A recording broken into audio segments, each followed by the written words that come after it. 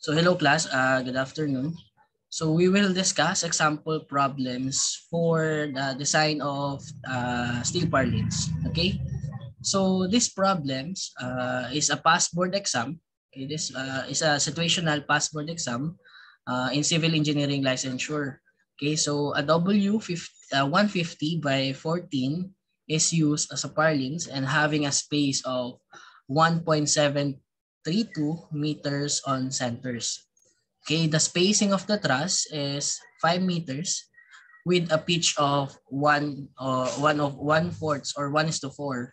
The sagrods are placed at the midspan of the purlins. So the purlins carries the following loads. So using 836 steel, so in conversion of 836 to the yield strength of concrete in yield strength of steel in metric unit, that is 250 megapascal. Okay. So the loads are for roof loads, it is the superimposed dead load for the roofing, that is 0.077 kilopascal. Okay. And for the live load, it is 0.96 kPa. Then for the wind load, it is 1.6 kPa on the vertical projection, having a coefficient of pressure on the windward side that is equals to 0.6. Okay. So in this figure, we have a truss. Okay, an example of truss with purlins. Okay, our purlins is W150 by 14. And the properties of W150 by 14 is written on this section.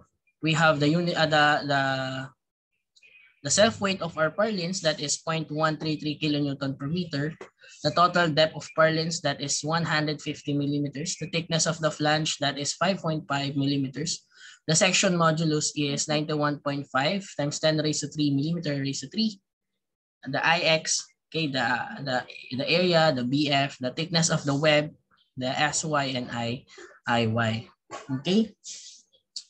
So according to the problem, we need to determine the actual bending stress of the purlin, assuming that the load passes through the centroid of the purlins. Okay. And the same problem when the assumptions now is acting on the flange of the purlins. And number 3, the ratio of the actual to bending stress when the assumption is if the loads apply when the loads is passing through the centroid of the purlins. Okay, so let us solve muna yung situation 1. Okay, let us solve for situation 1. So the problem is we need to find the actual bending stress of the purlin, assuming that the loads pass through the centroids of the purlins. Okay, so the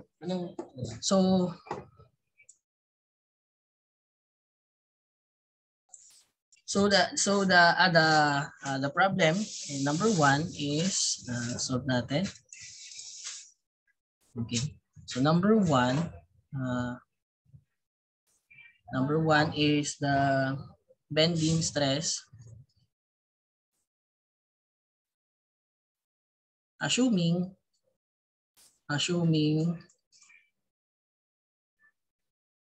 the bending stress assuming that the loads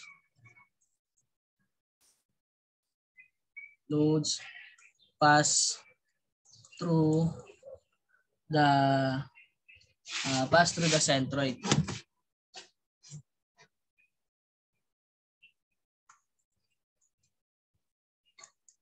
Okay? Sige. So first hanapin natin yung solve muna natin yung yung angle, roof angle. So according to the problem, we have a pitch of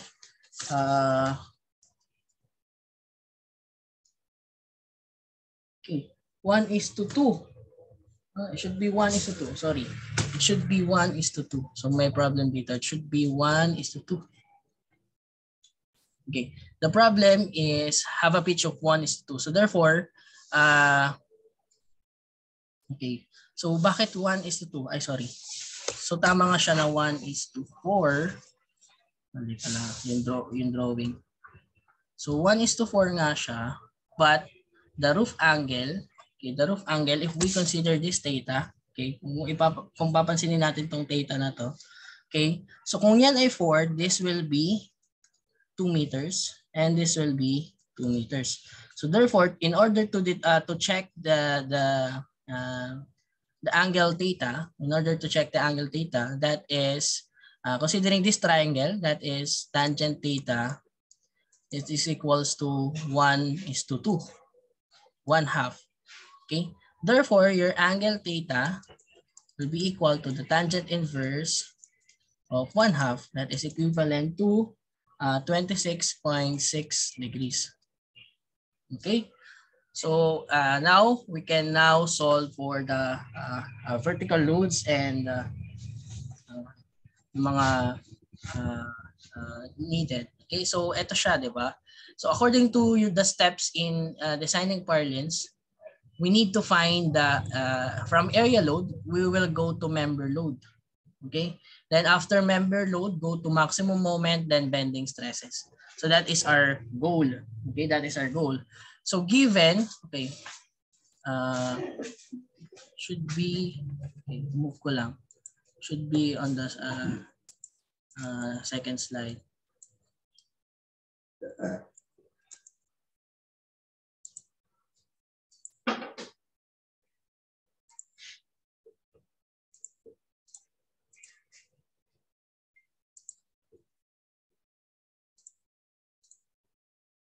Okay.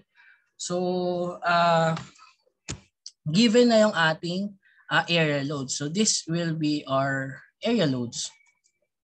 Okay. So, no need to find the area loads. So, next step is to convert this area loads to member loads. So, how to convert this loadings? So, can we go back to ito? Balik tayo dito. Okay. So, ang gagawin natin, class, is to find this total dead load and live load. Okay. Then this self-weight, then this wind load. That is our goal. Okay. So, from here, then go to this one, member load. Okay. So, for vertical loads, okay. So, for roofing, that is equivalent to, okay, area load multiplied by the tributary width.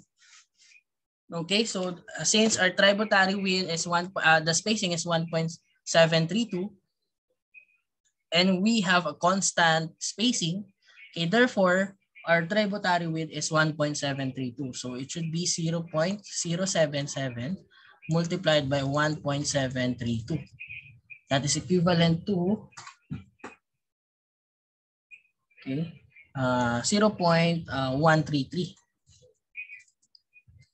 Okay, then for the live load, okay, so this will be for the member load. Then for the live load, okay, that is 0.96 multiplied by 1.732. That is equivalent to 1.663 kilonewton per meter. This will be kilonewton per meter. Okay, then for the weight of the purlin, okay, the weight of the purlins, that is equivalent to 0.133 kilonewton per meter. So no need to find the, no need to convert the tributary, no need to convert this to member load since it is already in member load. So this is kilonewton per meter. Okay, so next is the total for the wind load. Okay, for the wind load. So according to the problem, this wind load 1.6 kPa is on vertical projection, not in the normal component. So therefore, we need to convert this 1.6 kPa to normal component. So to convert this one, that is your wind load pressure in vertical projection multiplied by the factor 2 sine theta. okay, over 1 plus sine squared theta. So we know what is theta. The theta is the angle, okay, that is 26.6 degrees. Okay, so that is therefore, so 2 times 1.6 multiplied by sine of 26.6 degrees divided by, should be 2, divided by 1 plus sine of 26.6 degrees, that is equivalent to 1.194 kPa normal to roof. Okay, so this is normal to roof. Okay, and the coefficient of pressure on the windward side, according to the problem, is 0.6. Okay, so therefore, the pressure is, the actual pressure experienced by the roof is equivalent to 1.194 multiplied by 0.6, that is 0.7164 kPa. Okay, on the windward side.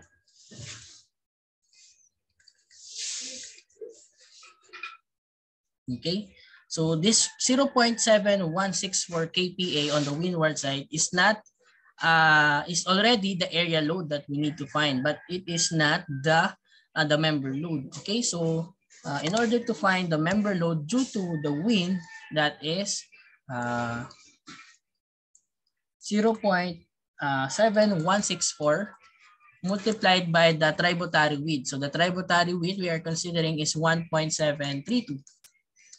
That is equals to 1.24 kilonewton per meter. Okay, so let us consider all vertical loads and this wind load.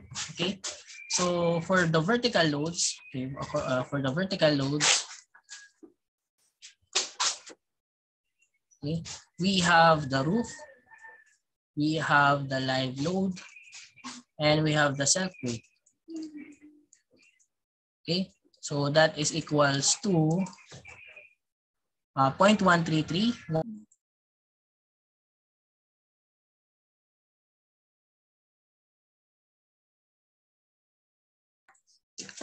Okay, sorry. For the self weight, that is for the live load, that is 1.663. 663. Okay, that is 1.663. And for the self weight, that is 0.1. For the self weight, that is 0.133. So they are both 0.133. So therefore, the total vertical load is 1.93 kilonewton per meter. So if we draw the free body diagram, okay, if we draw the free body diagram, okay, so this is our white flange. Okay, this is our white flange. Okay, then the wind load is already in the normal axis. Okay, so in the normal component, so this is 1.24 kilonewton per meter. So let us denote this one as W1. Okay, and the dead load, assuming that this will act on the centroid, okay, this will act on the centroid, this is 1.93 kilonewton per meter. Okay, so this will be our free body diagram.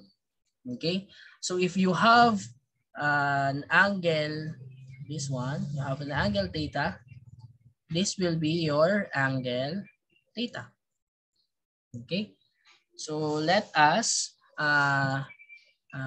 convert this to, okay, convert this to normal and tangential axis. Okay, so ito yung ating wide flange, and the normal,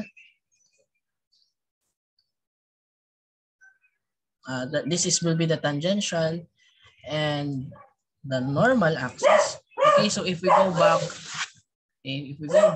to the free body diagram, okay, this one, from this one, convert to the components, and this one will go to the centroid, since we will assume that the dead load and live load will act at the centroid. Okay, so therefore, solving for the total Wn and total Wt, so this will be your total Wn and this will be your total Wt. Okay, so Wn, okay, so let us first find the component of this 1.93. So the component of 1.93 is 1.93 cosine theta and 1.93 sine theta. So yung cosine theta is acting on the normal side and the sine theta is acting on the tangential side.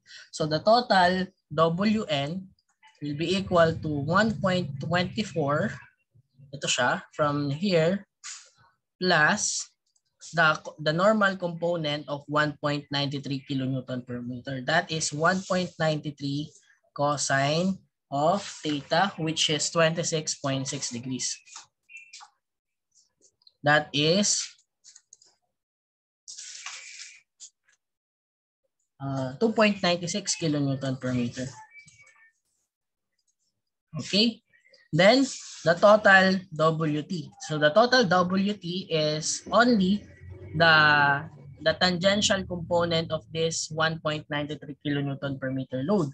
So the tangential component is 1.93 sine of 26.6 degrees.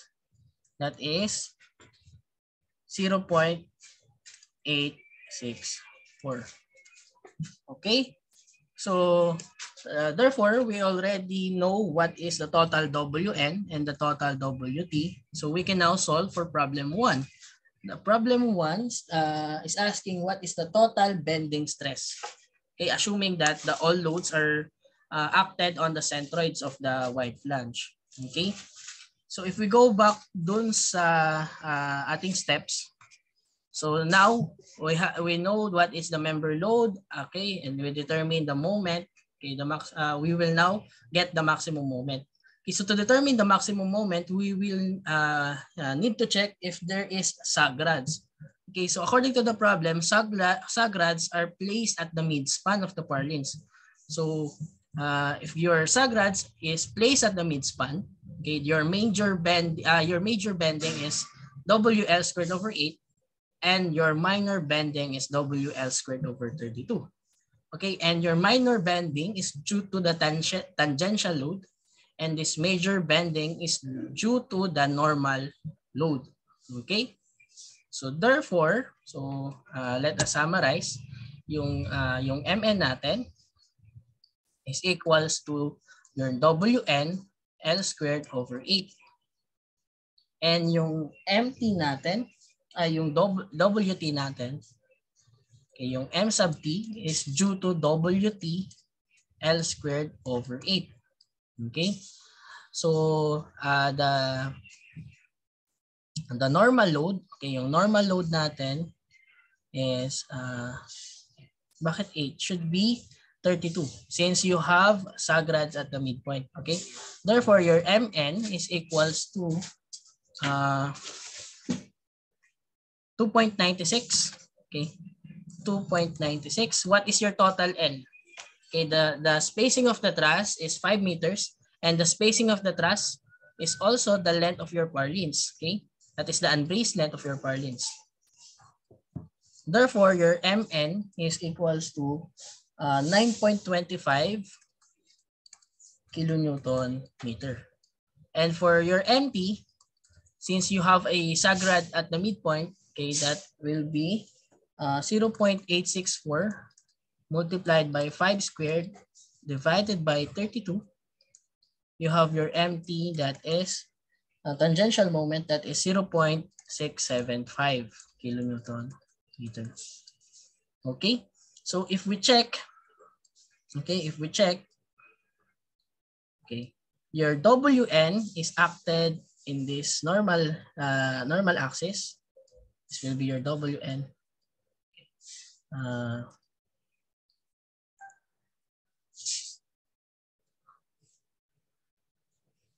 Yeah. This will be your WN, and your WT is acted on this direction. Okay, on this tangential axis. Okay, again, this WN, okay, is basically will cause the bending in the x-axis. Okay, so okay,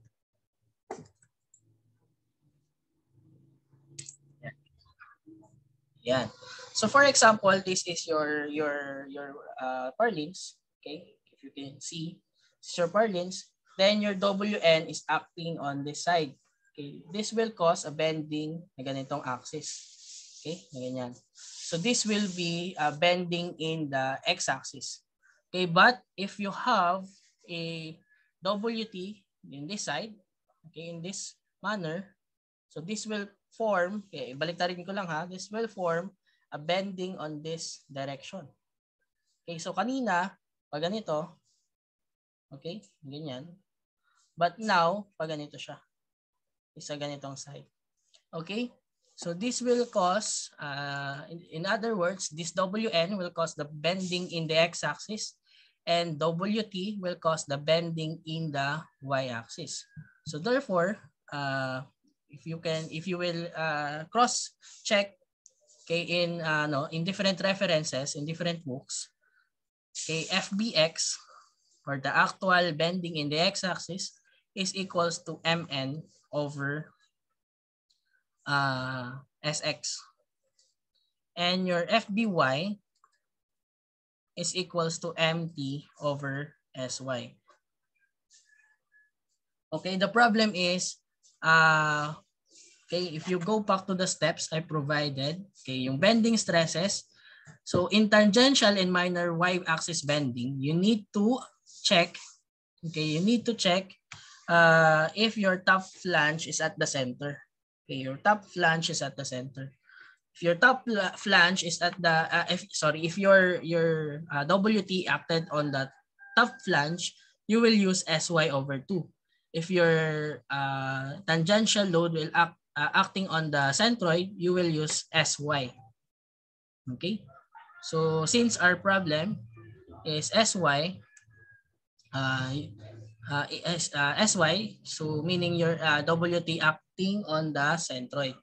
Okay, so therefore your FBX is equals to 9.25 kilonewton per meter. So to convert it to Newton millimeter, that is times 10 raised to 6 divided by your SX, that is 91.5 times 10 raised to 3. And your FBY is 0.675, convert it to Newton millimeter, that is times 10 raised to 6.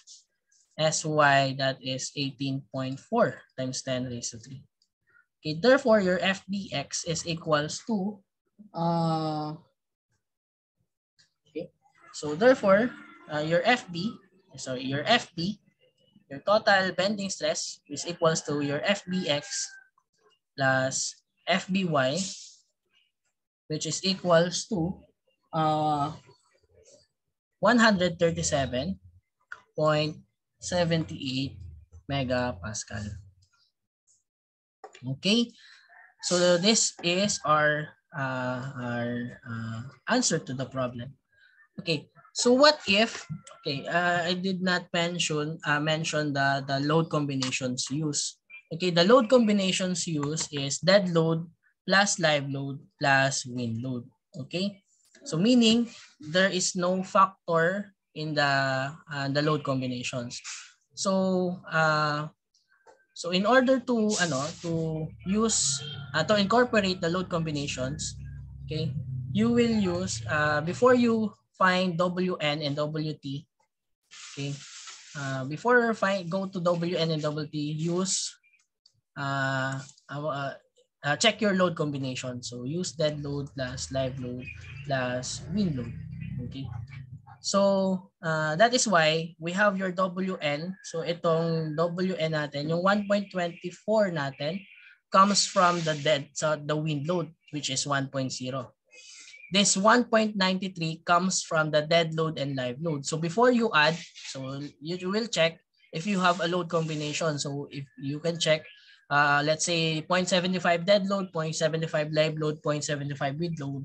Therefore, before you add 1.93, you will incorporate the factor 0.75, for example, okay? And for roof, for live, and for self-weight. Self-weight and roof loads are all dead loads. Live load is live load alone, and this 1.24 is due to wind load. Okay, that is how you incorporate your load combinations. Okay, so do you have any questions regarding this approach?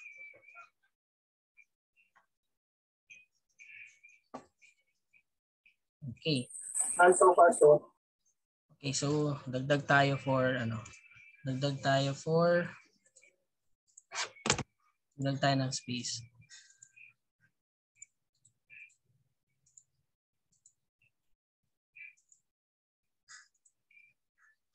Okay.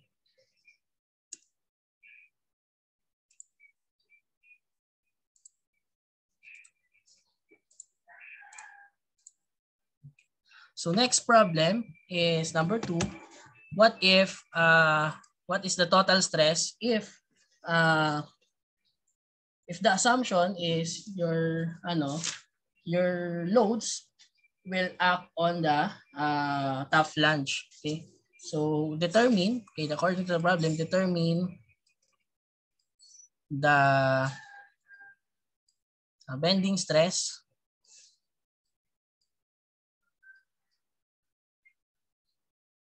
assuming live load and the roofing and roof loads or roofing loads act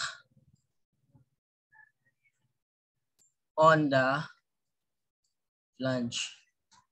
Okay, so this time we will assume that the roof loads and the live load act on the flange. So if we go back, okay, so in the free body diagram, okay, so okay na tayo for the member loads. Don't need to resolve it again since you will arrive to the same values. Okay, so the orientation of the free body diagram na lang.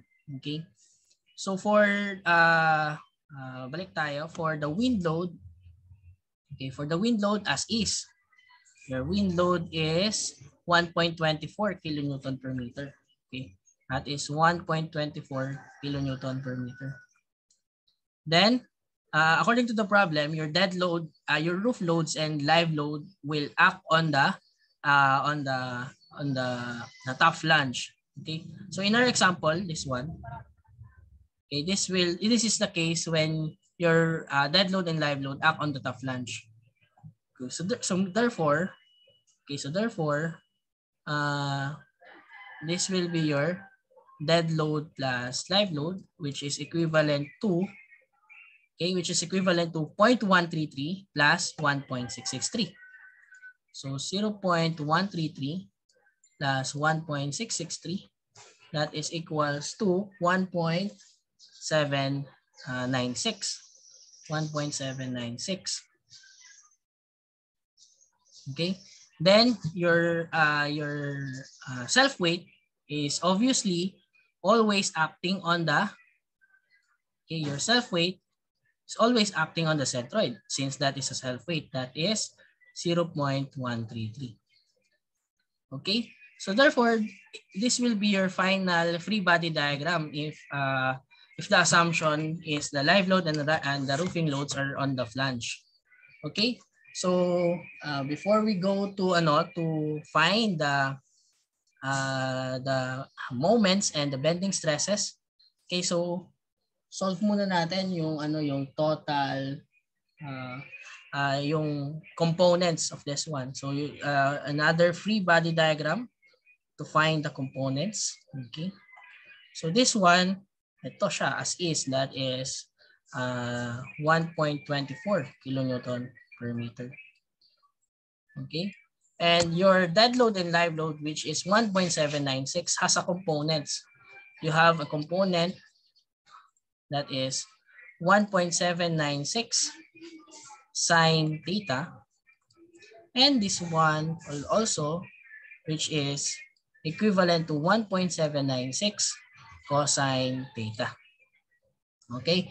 And your self-weight also has a components. Okay? Components, which is 0.133 sine theta, and has a component along the normal, which is 0.133 cosine theta. So this problem is now solvable. Okay, so you just need to find the summation of the total Wn and the summation of the total Wt. However, for Wt, you need to separate the force, okay, the tangential force acting on the top flange and the tangential force acting on the center. So solve muna natin yung Wn. So Wn, since wala namang problem yan, you can just simply add them all.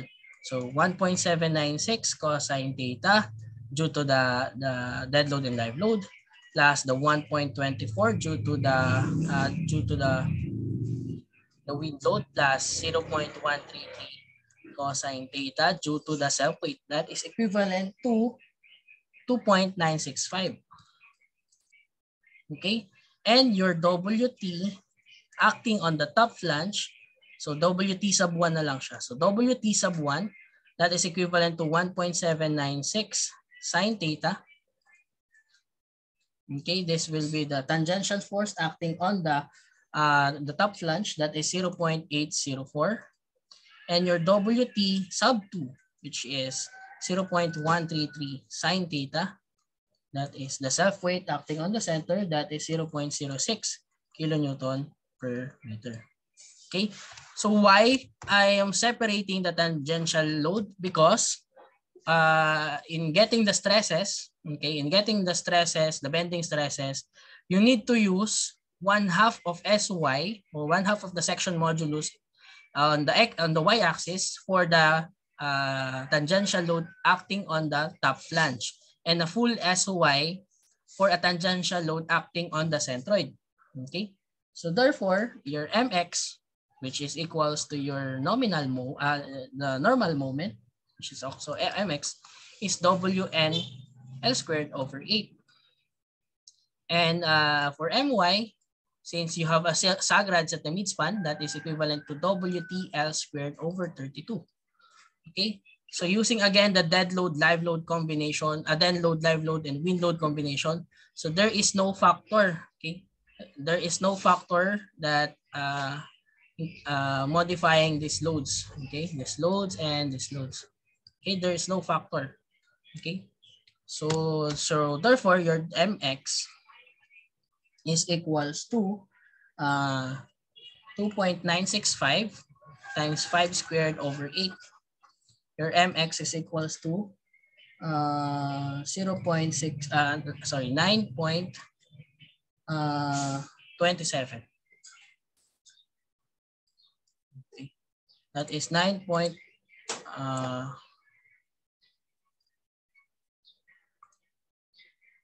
Okay, that is 9.27 kilonewton per meter. And your my, that is Wt sub 1 L squared over 32. Okay, so for Wt sub 1 na muna, that is, as though this will be my sub 1. Okay, that is 0.804 times 5 squared divided by 32. That is 0.628. And your my2, that is Wt sub 2 L squared over 32, that is 0.06. 5 squared divided by 32. You have your my2, which is equals to 0.0469. 0.0469. Okay, so solving now for the bending stresses, your FB is equals to your mx over sx. So that is a full SX because in normal, it will always act on the centroids. Okay. Then for the tangential side, which is MY, you have 1/2 SY for the top flange and full SY for the acting on the centroid. So FB is equals to 9.27 times 10 raised to 6. Your SX is 91.5 times 10 raised to 3. Your MY sub 1, which is 0.628 times 10 raised to 6. This will, this moment will act at the top flange. That is 1/2 of your 18.4 times 10 raised to 3. And your MY2, which is 0.0469 times 10 raised to 6, convert it to Newton millimeters. That is a full SY. This will act at the centroids. That is 18.4 times 10 raised to 3. So solving for this total bending stresses, that is equivalent to 172.12 MPa. Okay, so this will be your solution, your answer to problem 2. Okay, then solving for number 3. According to the problem 3, we'll determine the ratio of actual allowable bending stresses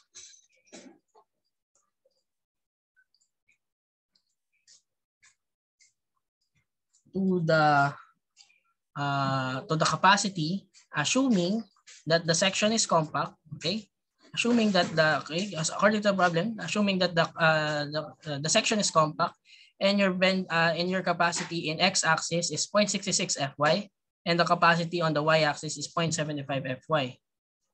Okay, so therefore, solving for the problem, okay, so the ratio is FBX over FBX plus FBY over FBY.